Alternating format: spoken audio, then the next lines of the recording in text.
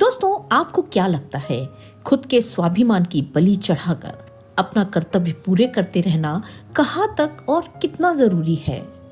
जब कोई भी आपके प्रेम को, आपके कर्तव्य को आपकी मजबूरी समझने लगे, तो जरूरी है खुद संभल जाना और सामने वाले को समझाना। और यही है हमारी आज की कहानी। अजी सुनते हो, अपने बेटे ने इंटर स्कूल क्रिकेट मैच में बेस्ट प्लेयर का अवार्ड जीता है। उसके स्कूल से उसके स्पोर्ट्स टीचर का फोन आया था। वो कह रहे थे कि हमारा बेटा खेलने में बहुत अच्छा है और वो चाहते हैं कि उसे एक अच्छी क्रिकेट एकेडमी ज्वाइन करवाई जाए ताकि वो स्टेट लेवल पर खेलने के लिए तैयार हो सके। रुचि ने अपने पति नीरज को चाय का कप देते हुए कहा।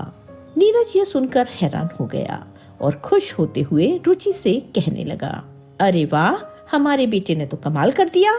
फिर तो उसे जरूर ट्रेनिंग ज्वाइन करना चाहिए। कह दो उसके सर से कि कल से ही वो ट्रेनिंग शुरू कर दें। हाँ, वो सब तो ठीक है, लेकिन एक परेशानी है। उसकी ट्रेनिंग पर करीब 2 लाख का खर्च आएगा। रुचि, तुम्हारा दिमाग तो ठीक है? महीने की 50,000 तो मेरी तनख्वाह है। उसमें से मकान का किराया जाता है, घर का राशन आता है, बच्चों की फीस भरता हूँ और फिर तुम्हारे बाकी खर्चे हैं 100 अलग। 2 लाख रुपए कहाँ से आएंगे? इतने तो बचते ही नहीं। मना कर दो सर से कि हम नहीं करा पाएंगे एकेडमी ज्वाइन। इतना सुनते ही रुचि तेज आवाज में बोली, बाकी खर्चे से क्या मतलब है तुम्हारा? क्या मैं अपने ऊपर एक पैसा भी नहीं खर्च कर सकती? और जब खर्च नहीं उठा सकते थे तो शादी क्यों की? और फिर ये बच्चे, क्या जरूरत थी इनकी जब इन्हें ढंग से पाल नहीं सकते और इनका भविष्य नहीं संवार सकते? अगर इतनी चिंता है अपने बच्चों के भविष्य की तो तुम महंगी ड्रेस खरीदना और किटी पार्टियों में जाना बंद कर दो। बल्कि मैं तो कहता हूँ कि तुम भी कोई अच्छी सी नौकरी देख लो जिससे मुझे भी थोड़ा सहारा हो सके।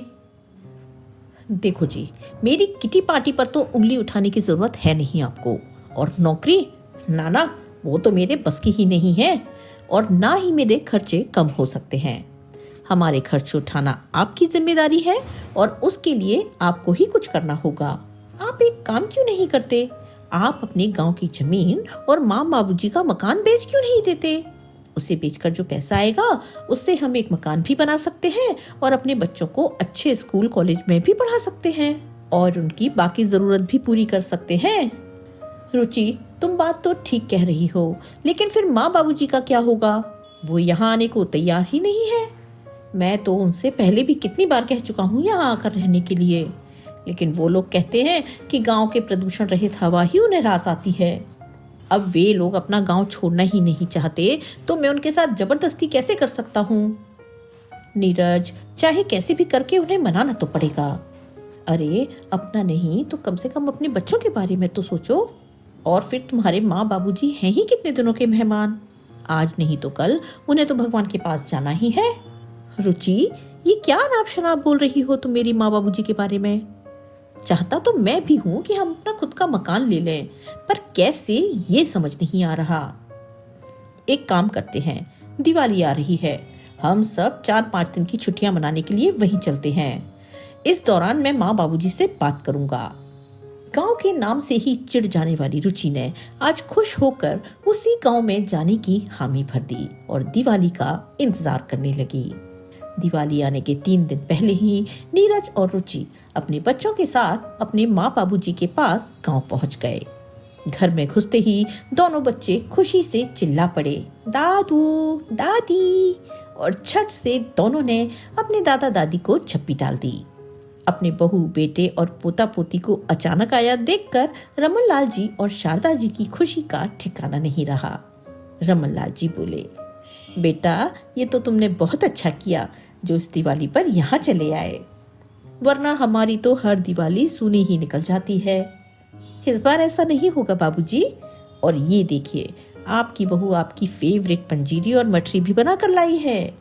नीरज ने कहा तो रुचि भी बोली, माँ, मैं चाय बनाकर लाती हूँ, फिर एक साथ बैठकर खाएंगे। वाह बेटा, जीते रहो, दिल खुश कर दिया तुमने तो। कमला जी और रमन लाल जी अपनी बहू को ढेरों आशीर्वाद देने लगे। 3 दिन तक रुचि ने अपनी सासू माँ की खूब सेवा की, अपने सास ससुर को बढ़िया पकवान बनाकर खिलाए। नीरज भी अपने पिता की दवाइयों और खाने का पूरा ख्याल रखता। एक दिन डिनर करते हुए रमन लाल जी अपने बेटे से पूछने लगे, बेटा, शहर में सब कैसा चल रहा है? नीरज बोला, बस बाबूजी, क्या बताऊं, आमदनी अठन्नी और खर्चा रुपया। आधी तनख्वाह तो किराए में ही निकल जाती है। समझ नहीं आता बाकी के खर्चे कैसे पूरे करूं।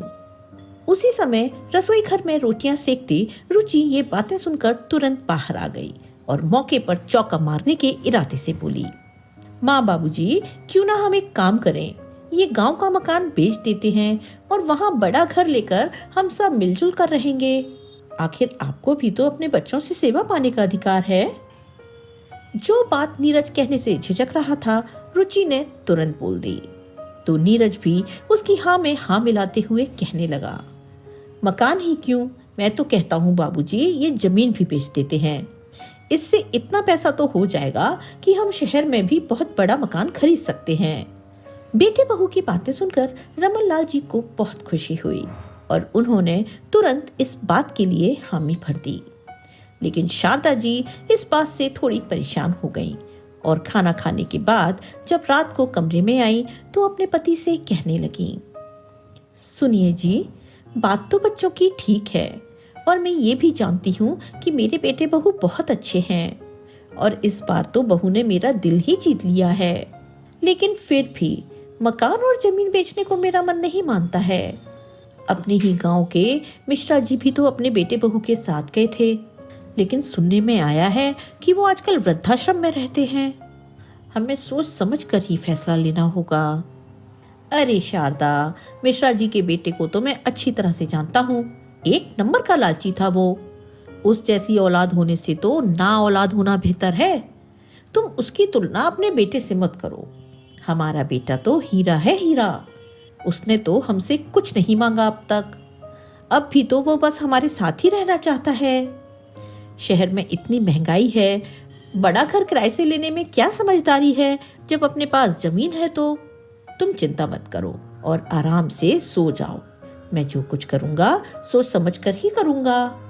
नीरज के कहने पर रमन लाल जी ने अपना मकान और जमीन बेचने पर लगा दी और कुछ ही दिनों में सब कुछ बेचकर अपने बेटे के साथ शहर चले गए। रमन लाल जी ने नीरज को एक बड़ा सा घर दिलवाया जहां सब लोग एक साथ रहने लगे। शुरू शुरू में सब कुछ बहुत अच्छा था। नीरज और रुचि अपने माँ बाबूजी की खूब सेवा करते। सास बहू आपस में माँ बेटी की तरह रहने लगी।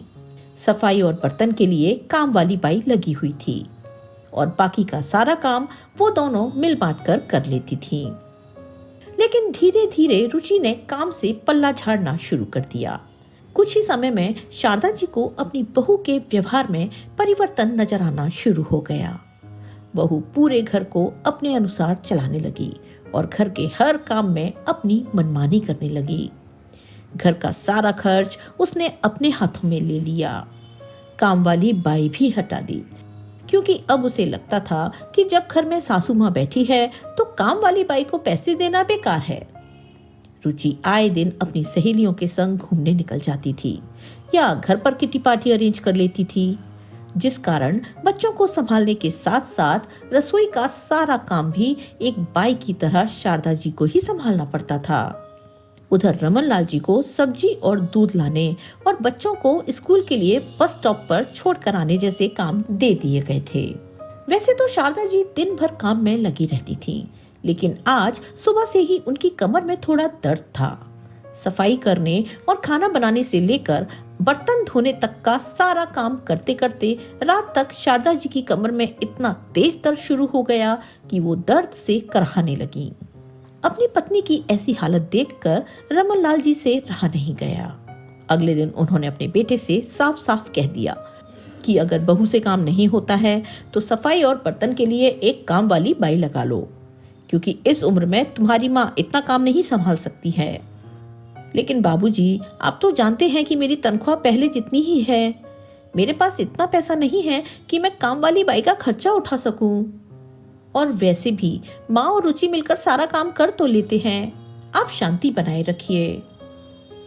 लेकिन बेटा, घर का लगभग सारा काम तुम्हारी माँ ही करती है और जहां तक रही पैसे की बात, तो आए दिन तो बहू पार्टियों में जाती रहती है शॉपिंग करने जाती है, आए दिन नए से नए कपड़े पहनते हो तुम लोग।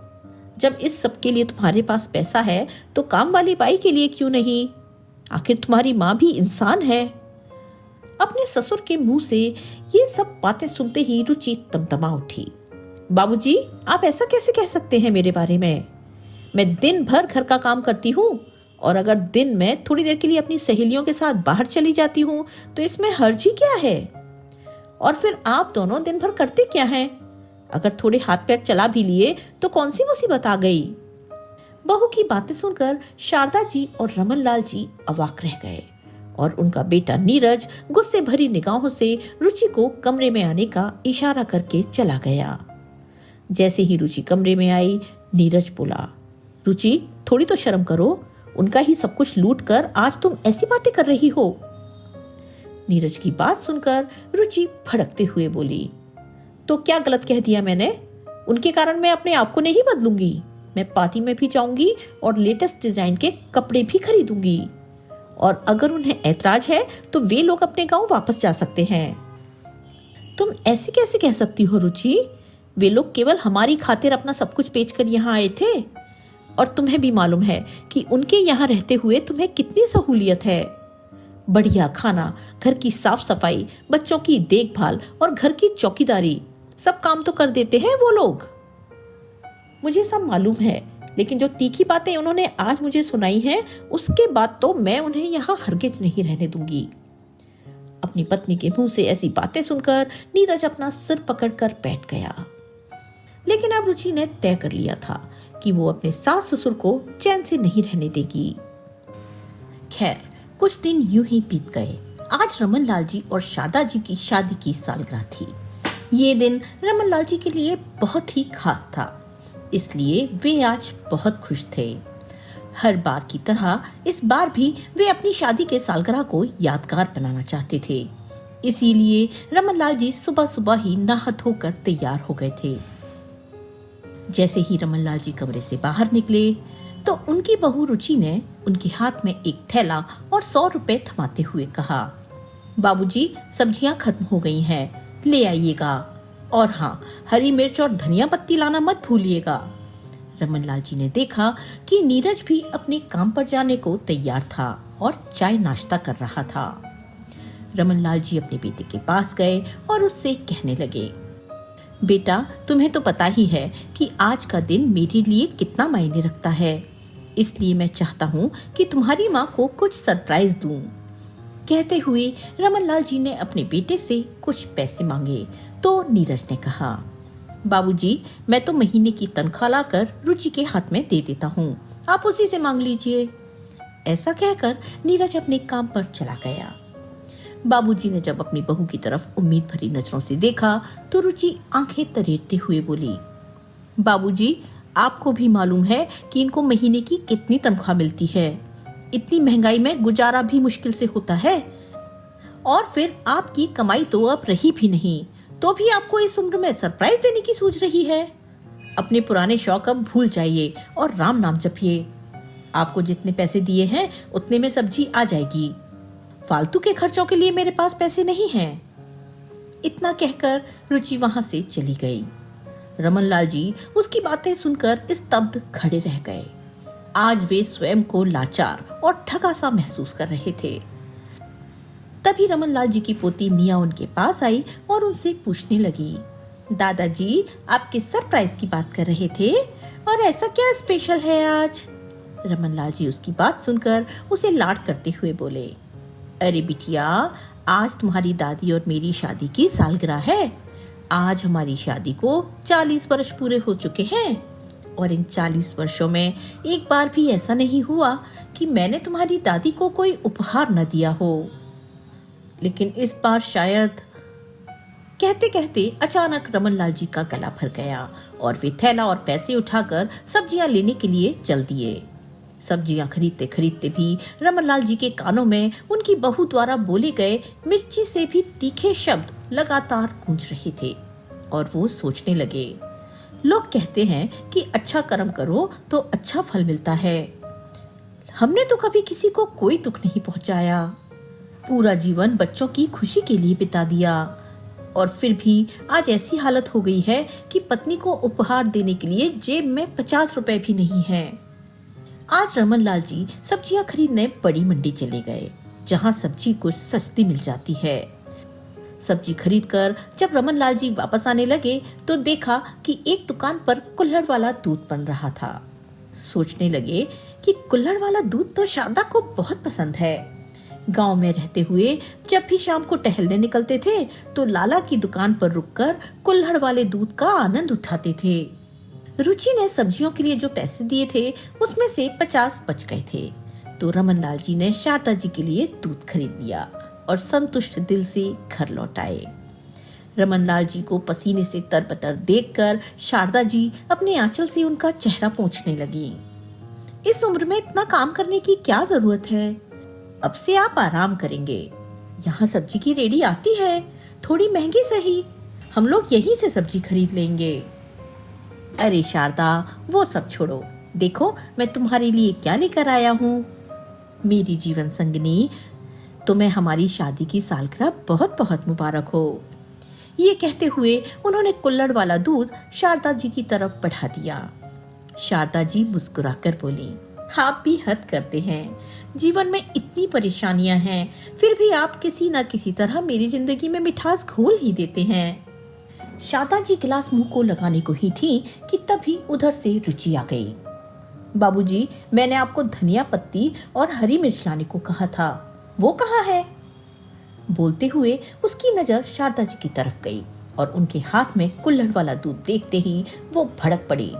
अच्छा, तो वो पैसे आपने माँ जी के लिए दूध लाने में खर्च कर दिए? शर्म नहीं आई आपको इस उम्र में चोरी करते हुए? शारदा जी बोली, बहू, इसमें इनका कोई कसूर नहीं है।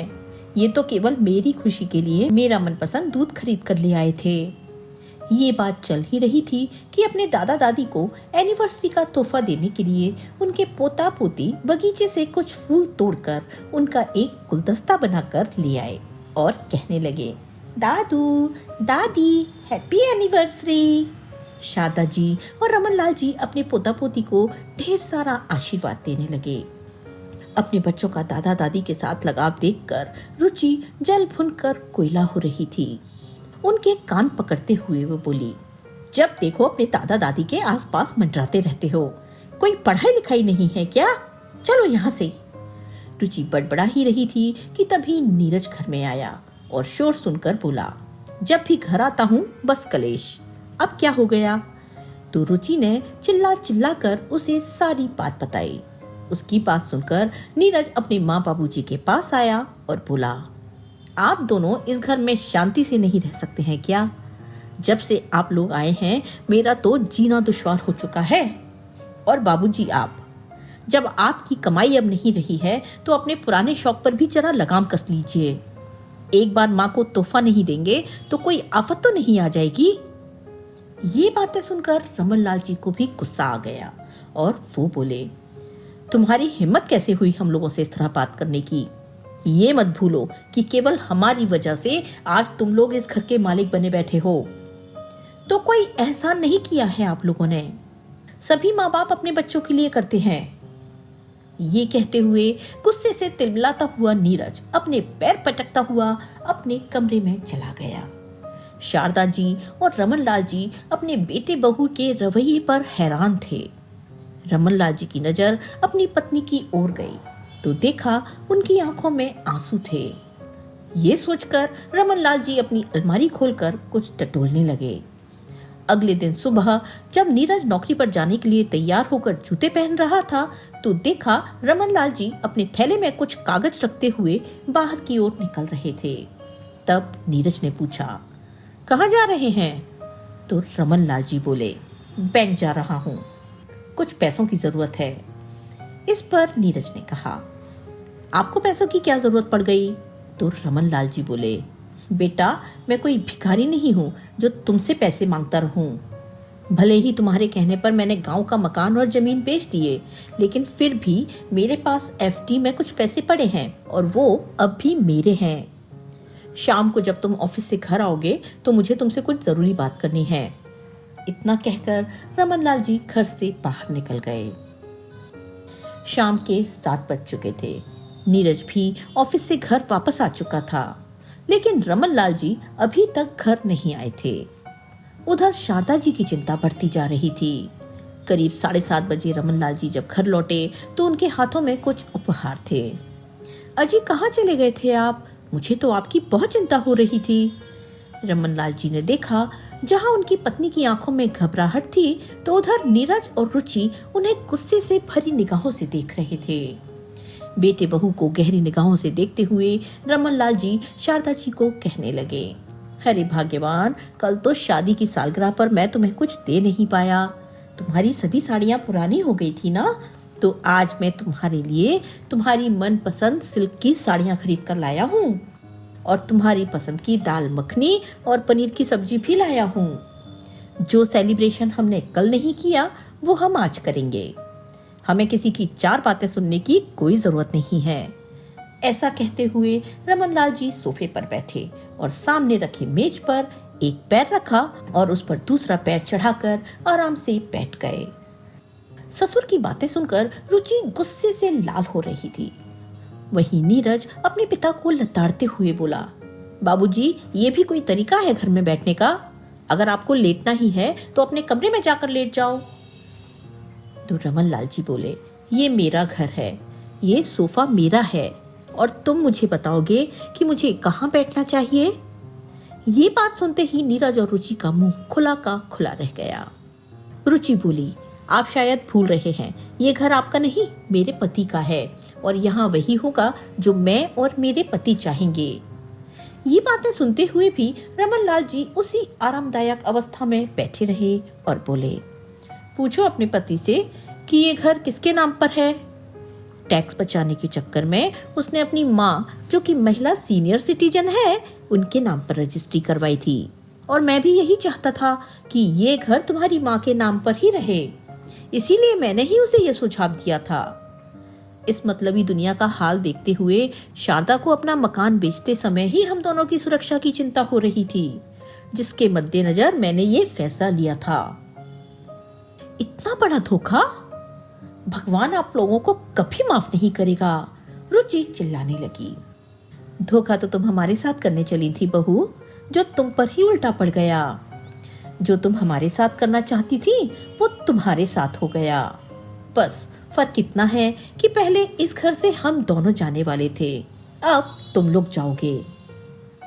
अपना सामान बांधो और चलते बनो हमारे घर से। अपने पिता के मुंह से ऐसी बातें सुनते ही उन दोनों का मुंह खुला का खुला रह गया। फिर नीरज बोला, मगर बाबूजी, आप ये बात तो भूल रहे हैं कि पिता की प्रॉपर्टी में बेटे का पूरा अधिकार होता है। तभी रुचि बोली, बिल्कुल सही, हम कोर्ट केस करके आपसे अपना हक लेकर रहेंगे। उन दोनों की ये बातें सुनकर रमन लाल जी बोले, अपना ये शौक भी पूरा कर लो बहू, मैं वकील साहब को अभी बुला लेता हूँ। थोड़ी ही देर में वकील रामानंद जी, जो रमन लाल जी के खास मित्र थे, वहां पहुंच गए। वकील साहब बोले, कानूनन इस घर पर नीरज और रुचि का कोई हक नहीं है, क्योंकि इस घर में लगा सारा पैसा रमन लाल जी की कमाई का है और जिन्होंने रमन लाल जी के खेतों की जमीन खरीदी है वे इस बात के गवाह हैं। तो जो सब कुछ भी है रमन लाल जी का है।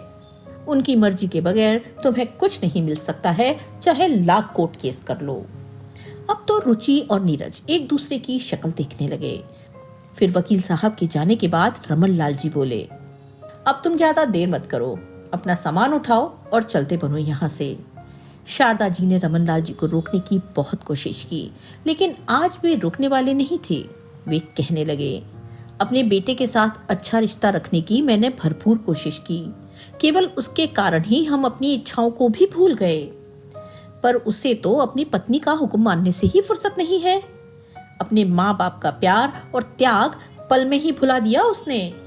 लेकिन अब मैं अच्छा पिता बनने की कोई ख्वाहिश नहीं रखता हूँ। अब मुझे केवल एक अच्छा पति बनना है।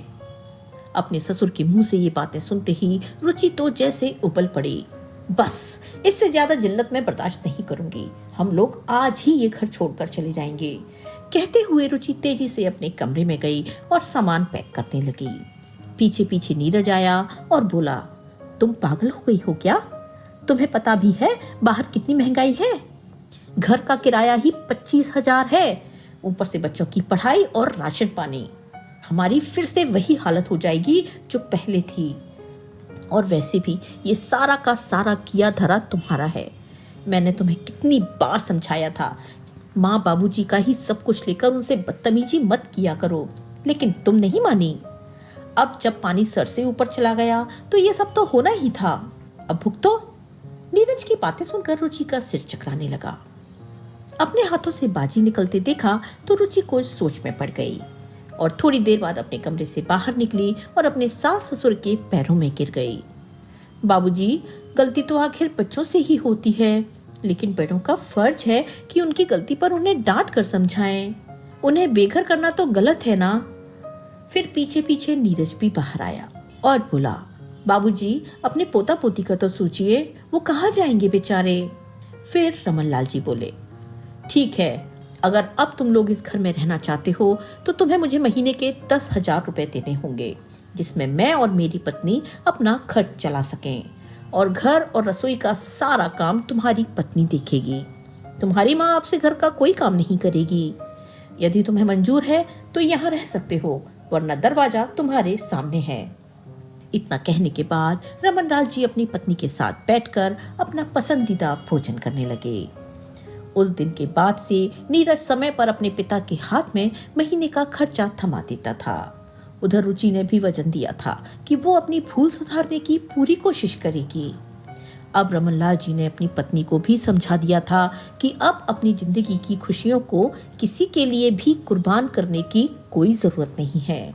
खुद के लिए जीना शुरू करो और ठाठ से जियो। उस दिन के बाद से रमन लाल जी और शारदा जी अपने पोता पोती के साथ बैठकर टीवी देखते, खाते पीते और जिंदगी का आनंद उठाते। दोस्तों, बच्चों से प्यार और लगाव होना बिल्कुल प्राकृतिक है, पर इस प्यार के लिए खुद के स्वाभिमान को त्याग देना, इसमें कोई समझदारी नहीं। रमन लाल जी की समझदारी से उनका स्वाभिमान जिंदा रह पाया। आशा करते हैं कि इन छोटी छोटी कहानियों के माध्यम से हम आपको जो कुछ भी समझाना चाहते हैं आप समझ रहे हैं। आपको ये कहानी कैसी लगी कमेंट करके जरूर बताएं। चैनल पर पहली बार आए हैं तो इसे सब्सक्राइब करना ना भूलें। मिलते हैं एक और नई कहानी के साथ। तब तक के लिए स्वस्थ रहिए, मस्त रहिए और अपने अपनों का ख्याल रखिए। आपका बहुत बहुत धन्यवाद।